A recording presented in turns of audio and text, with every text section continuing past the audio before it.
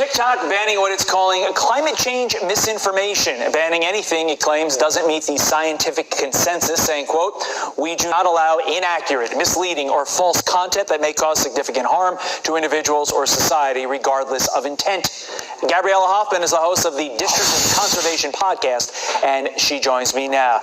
Gabriella, thanks for being here. Look, this seems like China is exporting censorship to our shores, and the language they're using, let's go over it, inaccurate, misleading, scientific consensus, seems like it's right out of the Fauci COVID playbook. What could go wrong, Gabriella?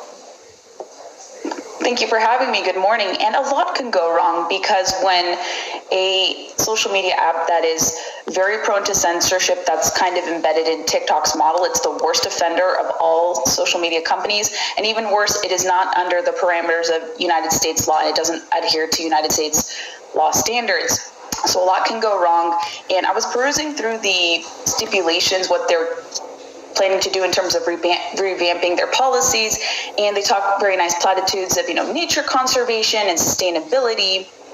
But as we know, with other issue areas, TikTok is not going to be very charitable with what is going to be acceptable and what is not going to be acceptable. They're going to adhere themselves to the United Nations standards, most likely, so you can't deviate with respect to their maybe meat policies that say that beef consumption, red meat consumption is harmful to the planet. You probably won't be able to criticize lawmakers here in the United States who subscribe to preservationist environmental policies. You won't be able to likely promote content such as hunting, fishing, and even shooting sports. And those are activities here in the United States, if we're going by American standards, they contribute the most to sustainability and conservation in this country under a law called the Pittman-Robertson Act. So I expect the worst from TikTok, given what they've been doing elsewhere.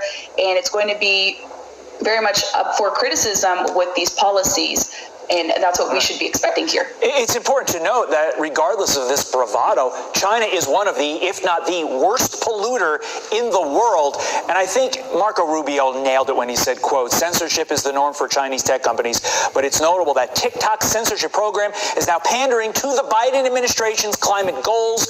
No one should be fooled by this stunt. It will be interesting, Gabby, to see whether or not the White House calls out this hypocrisy or continues their job of promoting Chinese solar panels, which again helps the CCP. Meantime, Joe Biden's EPA is announcing the first ever crackdown on power plants that fuel our electric grid. 60%, Gabriella, of electricity generated in the U.S. last year came from burning fossil fuels. What will this move by Biden do to our ability to fill the grid? It's going to create a lot of instability in the grid, arguably speaking. And this is Biden's response to the revoking of the Clean Power Plan from the Obama era, and also the lack of implementation, or rather the revoking of the American Clean Energy Plan under the Trump administration. So this is Biden's response to reducing supposedly greenhouse gas emissions coming from power plants. And when a policy like this is pursued, right now this is guidance. This was leaked by the New York Times. We don't know if all of this language will be included in the final rule, but going off of what we've seen them do for electric vehicles, we can only anticipate kind of the most extreme elements of this proposal to be put out in the final rule. And what you have here, when you're regulating emissions of this magnitude, it could create a lot of problems for states, for our grid, for grid stability, make us weaker energy-wise. And this also calls into question, whether or not this is legal to do.